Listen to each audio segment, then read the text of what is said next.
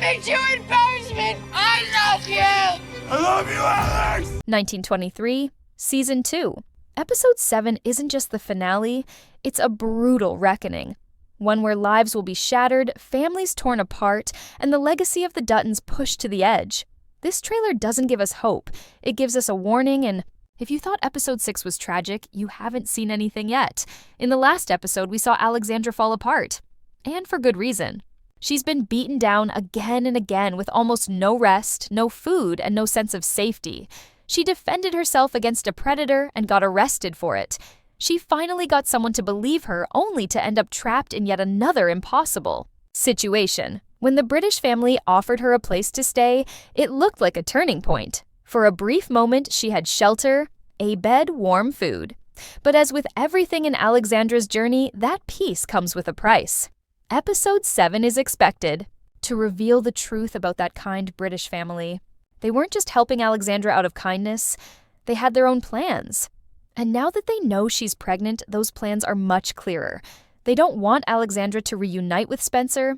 They want the baby. Whether out of grief, control, or obsession, the woman of the house starts seeing Alexandra's child as her future. And Alexandra? She's treated more like a vessel than a person. A girl who's been through hell finally catching her breath now finds herself more trapped than ever. And the worst part? She's not allowed to leave. The family uses the storm as an excuse, telling her the roads are closed, the train's delayed. But Alexandra starts to suspect the truth. They're keeping her here on purpose. Her letters to Spencer never get mailed. Her requests to leave are ignored. And slowly the kindness fades. In its place is control, manipulation, and threats. Alexandra realizes she isn't a guest. She's a prisoner. And with each passing day, the walls around her close in. By the time we reach the middle of the episode, Alexandra is already at her breaking point. She's bruised, exhausted, and scared for her baby's future. The woman who once crossed oceans to reunite with the love of her life is now questioning everything. Was it worth it? Is Spencer even still out there? Or has she sacrificed everything just to become another casualty of this cruel world? Her pain is not just physical anymore. It's spiritual. She's lost her sense of direction. And for the first time, she begins to wonder if the only way out is to give up. But even in her darkest hour, Alexandra still has something left. A flicker of rebellion. A voice inside her that says no. And when she discovers the truth, that they've hidden her letters, that they plan to keep her locked up until the baby is born, something inside her snaps. We don't know exactly how far she'll go, but we do know this Alexandra will not go quietly. And when she makes her move, it's going to change everything. While Alexandra faces psychological chains in a foreign land, Teonna's battle is erupting into something far more violent. Teonna has carried the scars of abuse, trauma, and survival. All season long, she's been hunted by priests, beaten by nuns, and forced to bury the only friend who ever stood by her. But through it all, Teonna has endured.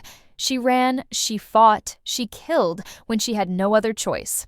And now, as she returns to the reservation to face her past, it's not fear that drives her, it's fury. Episode 7 is not just about pain, it's about revenge. And Teonna's revenge is long overdue. With her father and Hank by her side, Teonna has found strength in family and tradition. But even their support can't calm the fire burning in her heart. The church wants to bury what happened. They want to pretend that the boarding school's horrors never existed. But Teonna is not about to be silenced. As she prepares to testify against the people who hurt her, she faces enormous danger. The priest who survived the earlier attack is still alive, still hunting her, and now backed by men in uniforms and suits. Powerful men who see Teonna not as a victim, but as a threat. And if they can't discredit her, they will destroy her. This is where Teonna's breaking point begins to show. In previous episodes, we saw her grit her teeth and press on. But now, with the full weight of the church and government pressing down, she's beginning to unravel. She can't sleep. She lashes out. She refuses to eat or pray. Her father tries to comfort her, but Teonna is too far gone. She tells him plainly, "I don't want peace. I want justice. And if I can't have justice, I'll take blood." It's a chilling line because we know Teonna means it. She's not afraid of dying anymore. She's already lost too much. All that's left is the fight, and then comes the moment that shatters everything. In a meeting with the tribal council, Teonna lays out exactly what happened to her. The beatings, the violations, the murder of her classmates. Every word is raw, unfiltered, and searing. The elders are shaken, some want to protect her, others are too afraid. But Teonna isn't asking for permission. She's making it clear if they won't defend her, she'll defend herself. She's ready to go back to the school. Not to hide, not to escape, but to burn it down. To take back every piece of herself that was stolen, and this time, she won't be running. But just as Teonna sets her plan into motion, a new enemy appears. A government agent arrives in town, quietly pulling strings. He's not dressed like a priest. He doesn't speak like one. But he's worse. Because he knows how to manipulate both sides. He speaks the native language. He charms the council. And behind closed doors, he promises one thing. We'll take care of the girl. To the public, he'll call it protection. But we know what it really means. Teonna is now a target. And this time, they won't make the mistake of letting her escape. Alexandra is emotionally imprisoned across the sea. Teonna is physically surrounded. Both women are staring down the barrel of a system designed to break them. But something unexpected is about to happen. Something that will link these two stories in a shocking twist. Because while Teonna prepares to strike and Alexandra plans, her escape one man is finally making his way back to the center of this storm. And his name is Spencer Dutton. Spencer Dutton is coming home. But not as the man who left. He's bloodied, broken, and barely alive. But the fire in his soul still burns. After losing control of his journey being separated from Alexandra and witnessing death after death, Spencer is done running from the ghosts of his past. In episode 7, that shift becomes terrifyingly clear. This isn't the soft-hearted brother from episode 1.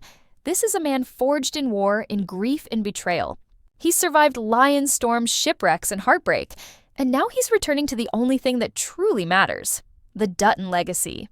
But the world he returns to is far more dangerous than the one he left behind. Montana isn't just struggling, it's collapsing. Banner Creighton's reign of terror has reached new heights, and Donald Whitfield has completely poisoned the land with corruption. Laws are bought, judges are silenced, and the Yellowstone Ranch has become a battleground with no rules. Jacob. Dutton is older, weaker, and outnumbered. Kara tries to hold the family together, but every letter from Spencer has gone unanswered. Because Alexandra never sent them. And now, just when they've begun to give up hope, Spencer walks through that door, and everything stops. But this reunion is not joyful. It's haunted. Kara's tears are mixed with guilt. Jacob looks at Spencer like he's seeing a ghost. And when Spencer asks where Alexandra is, no one has an answer. Because the truth is, no one knew where she went. No one even knew she was still alive. That's when the realization hit Spencer like a freight train. He was never abandoned. He was misled, manipulated. And now that he's back, someone will pay. But before he can even begin to ask questions, the Dutton family gets a warning. Whitfield knows Spencer's back, and he wants him gone. Again, Spencer's arrival sets off a ripple effect that shakes the ranch to its core. Enemies gather quickly. Creighton's men start patrolling the roads. The sheriff is bought and crooked. Even the livestock agents are no longer safe. And worst of all, Spencer doesn't recognize this version of home. It's foreign, bitter, and tainted. He's not sure who to trust, except one person, his Aunt Kara. She confesses everything, the letters, the silence, the struggle. And in that moment, Spencer makes a decision that will define the rest of the series. He won't leave again, no matter the cost. But Spencer's return doesn't just affect the ranch. It sends a message across the West. Allies start to emerge, old friends who fought with Spencer in Africa, cowboys who once rode for the Dutton name, and even distant tribal connections through Teonna's father begin to stir. Because now the land isn't just under siege, it's a war zone, and Spencer knows war better than anyone. As he loads his rifle and saddles his horse, he says, "Only one thing, I came home to protect what's mine, and I won't stop until it's safe." What he doesn't know yet is that Alexandra is still alive. Barely. And Teonna is on the edge of her final battle. These three stories, so far apart, are about to collide in one brutal emotional reckoning. Spencer believes he's saving a ranch, But what he's really about to face is a storm that could burn down everything he ever loved. Alexandra's breaking point doesn't come in a single moment. It builds slowly like a storm creeping over the horizon. Since she left Spencer, everything has unraveled. She's wandered through unfamiliar towns trying to stay invisible. She's begged for food, slept on floors, and stared at her own reflection without recognizing the woman she's become. But the worst part isn't the hunger or the cold. It's the silence, the deafening absence of the man she left everything for. Every day she asks herself, did I make the right choice? Did I ruin everything by walking away? But deep down, she knows. She didn't walk away. She was pushed, manipulated, lied to someone, wanted her gone, and now she's completely alone. But something changes in episode 7. Alexandra finds herself at a mission house run by a group of nuns who offer food and shelter to traveling women.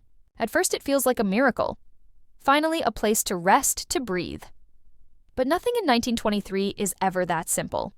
One of the nuns recognizes her name, her face, and whispers of a man who's been searching for her. Spencer. That one. Name nearly brings Alexandra to her knees. He's alive, he's back in Montana, and he's looking for her. For the first time in weeks, she allows herself to cry. The weight she's been carrying crushes her. She didn't lose him. He didn't give up. She's not forgotten, but hope can be dangerous. Because right when Alexandra starts to dream of reunion, the truth finds her. Someone at the mission house is working with Donald Whitfield's network. They know exactly who she is. They know she's Spencer's weakness. And they're going to use her. Alexandra is drugged, locked away, and questioned, but she doesn't break. Not yet. She fights back with every bit of fire left inside her. She remembers what Spencer taught her, that survival isn't about strength. It's about will. And she refuses to die in a cell. But the pain, the isolation, and the betrayal begin to break something deep inside. Her trust in the world, her belief in justice, and maybe even her hope in Spencer. What if he doesn't find her in time? Meanwhile, hundreds of miles away, Teonna's path turns darker than ever before. After killing Sister Mary and escaping the school, she's been hunted like an animal. But in episode 7, she's no longer running. She's turning around to fight. Teonna is tired of hiding, tired of watching her people suffer. And when she learns that the priests and marshals have started targeting her father's tribe in retaliation, something inside her snaps. She realizes that survival is no longer enough. She needs revenge, but not for herself. For all the girls buried under that school. For every stolen name, every stolen prayer, every child ripped from their family. Teonna returns to the burned ruins of the school under the cover of night. She's not alone. Her father runs his horse and her protector Hank stand beside her. They light a fire in the ashes, a signal to anyone watching. We are still here. But that signal brings danger. Federal marshals arrive. Guns drawn. Orders to kill. And Teonna, with shaking hands and a heart full of rage, chooses to stand her ground. In a harrowing moment, she looks into the eyes of the man who once beat her, and she pulls the trigger. The shot echoes through the valley like thunder, and with it, Teonna becomes something new. No longer a victim, no longer a fugitive. She is now a symbol of resistance, of pain turned into power. But this choice comes with a price. More marshals are coming. The tribe is in danger, and Teonna knows she can't protect them all. So she makes a brutal decision. She will leave the tribe. Alone, she will draw the attention, become the bait, so her people can vanish into the mountains. It's a suicide mission, but she's willing to give everything if it means saving them. Before she leaves, her father embraces her with tears in his eyes. "You are not broken," he says. "You are the storm they tried to silence." And with that, Teonna rides off into the night, her face painted, her heart burning. Back in Montana, Spencer is, tracking Alexandra's trail. Each step leads him closer to the mission house. But he's not alone. Kara insists on riding with him. She knows this isn't just a rescue, it's a reckoning. And when they arrive at the town near the mission, they find a clue that shatters everything. Alexandra left a note. Crumpled, torn, but still legible. 4 words that send chills down Spencer's spine. "They're coming for me. That's all he needs to hear. He's not asking for help anymore. He's taking her back. And if anyone tries to stop him, they'll regret it. The tension explodes as these three stories inch toward each other like a lit fuse racing toward gunpowder. Alexandra's mind is breaking, Teonna's soul is darkening, and Spencer's heart is hardening. Episode 7 doesn't offer comfort. It offers a warning that the storm we've been waiting for is no longer on. The horizon, it's here. And by the time it ends, someone we love may not survive. Episode 7 does not end quietly. It crashes like thunder. And just when you think the pain has reached its peak, it deepens. Spencer is no longer the man we met in Africa. That man was wild, passionate, and full of dreams. But now, Spencer is a soldier again. Focused, cold, dangerous. As he rides toward the mission house where Alexandra is being held, he carries a rifle on his back, a knife on his hip, and a vow in his heart. No one will take her from me again. Kara sees it in his eyes, the fire, the fury. And she knows. This mission might save Alexandra, but it could destroy Spencer in the process. Because the rage he's holding back, it's not just about love, it's about betrayal, about everything Donald Whitfield has done to tear the Duttons apart. And this time, Spencer won't stop at a warning. This time, there will be blood. Inside the mission house, Alexandra is barely holding on, days without food. Her wrists bruised from rope, her voice cracked from screaming, and yet she still fights. Every time someone enters her cell, she spits out the same words, "Spencer is coming." The guards laugh. The priest in charge calls it madness. But Alexandra knows the truth. She feels it. He's near. Her body might be breaking, but her spirit refuses to die. That's what they don't understand. They thought they were breaking a woman, but they've only sharpened a weapon. Alexandra has seen too much lost, too much to go quietly. And then it happens. In the dead of night, the mission house erupts. A gunshot cracks through the air. Then another. Then, chaos. Spencer is inside, moving like a ghost through the halls. One by one, guards drop. Doors crash open. Panic spreads. Kara holds the rear, keeping the horses ready. But Spencer, he's not thinking of escape. He's thinking of revenge. When he finally finds Alexandra, she's slumped in a corner, her eyes swollen shut, her breath shallow. But when he kneels beside her and whispers her name, she stirs. She knows. It's him. The moment is heartbreaking. Two lovers reunited not in joy, but in the ruins of torture. He lifts her in his arms, whispering, "I've got you." Again and again, like a prayer. And just when you think they might make it out, more men arrive. Spencer doesn't hesitate. He hands Alexandra to Kara and turns to face the fight, alone, outnumbered, but not afraid. Because this isn't about survival anymore. It's about sending a message. And when the dust settles, the halls of the mission house are littered with bodies. Spencer stumbles out, bleeding, exhausted but victorious. And as the three of them ride off into the night, there's only one question left. What now? Because Alexandra isn't safe. Not really. Donald Whitfield still controls the land, still pulls the strings. And when he learns she escaped, he will come harder than ever before. Alexandra knows she can't keep running. Not anymore. So she makes a choice that stuns even Spencer. She wants to speak, publicly. She wants to expose the mission house. The network of men using religion and charity to imprison women and manipulate landowners. Kara tries to warn her. This will make her a target again. But Alexandra doesn't care. She's already lost everything. And if her pain can stop one more woman from suffering the same fate, then it's worth it.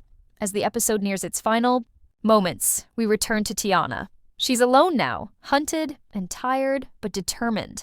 She's been setting traps in the hills, leading her enemies into dead ends. But now she's cornered. A cliff to her back, guns in front of her, and no way out. The men surrounding her shout for surrender.